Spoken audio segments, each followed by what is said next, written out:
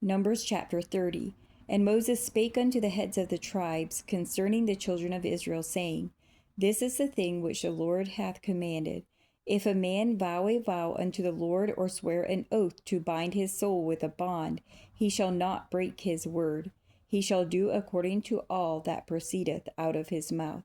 If a woman also vow a vow unto the Lord, and bind herself by a bond, being in her father's house in her youth, and her father hear her vow and her bond wherewith she hath bound her soul, and her father shall hold his peace at her, then all her vows shall stand, and every bond wherewith she hath bound her soul shall stand. But if her father disallow her in the day that he heareth not any of her vows or of her bonds wherewith she hath bound her soul shall stand, and the Lord shall forgive her, because her father disallowed her.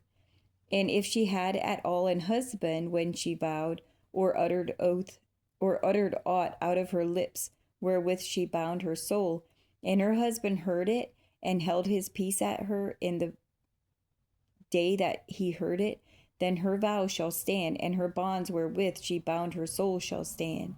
But if her husband disallowed her on the day that he heard it, then he shall make her vow which she vowed, and that which she uttered with her lips, wherewith she bound her soul, of none effect, and the Lord shall forgive her. But every vow of a widow and of her that is divorced, wherewith they have bound their souls, shall stand against her.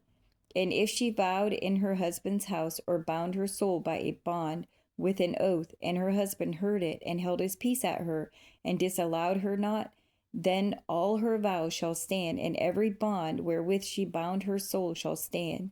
But if her husband hath utterly made them void on that day he heard them, then whatsoever proceeded out of her lips concerning her vows, or concerning the bond of her soul, shall not stand. Her husband hath made them void, and the Lord shall forgive her. Every vow and every binding oath to afflict the soul, her husband may establish it, or her husband may make it void. But if her husband altogether hold his peace at her from day to day, then he establisheth all her vows, or all her bonds which are upon her. He confirmeth them, because he held his peace at her in the day that he heard them. But if he shall any ways make them void after that he hath heard them, then he shall bear her iniquity.